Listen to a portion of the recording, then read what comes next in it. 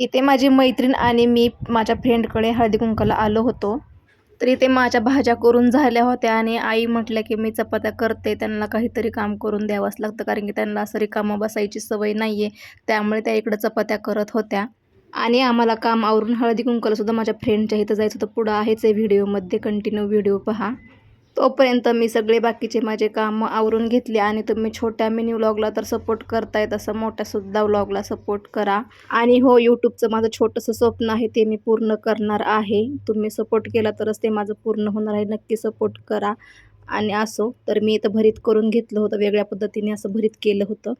त्यानंतर माझी मैत्रीण आणि मी एका फ्रेंडच्या इथं हळदी-कुंकवाला आलो होतो. आई नव्हत्या आल्या आणि त्यांनी खूप सुंदर असं डेकोरेशन केलं होतं. बाहेर असं कुंड्यांचं डेकोरेशन करून सजावट केली होती आणि पूर्ण हॉल भरून डेकोरेशन केलं होतं. मला तर खूप आवडलं आणि इतकं सुंदर वाटत होतं ना. खरंच बायकांना किती नाद असतो ना, घरातलं सासू-सासरे, लेकरं, घरातलं काम सगळं सांभाळून एक स्त्री काही करू शकते. मला पण खूप आवडतं करायला. त्यानंतर थोडंसं फोटोशूट केलं. चला आता भेटूया उद्याच्या व्लॉगमध्ये. तोपर्यंत सबस्क्राईब, लाईक, शेअर, कमेंट्स नक्की करा. बाय.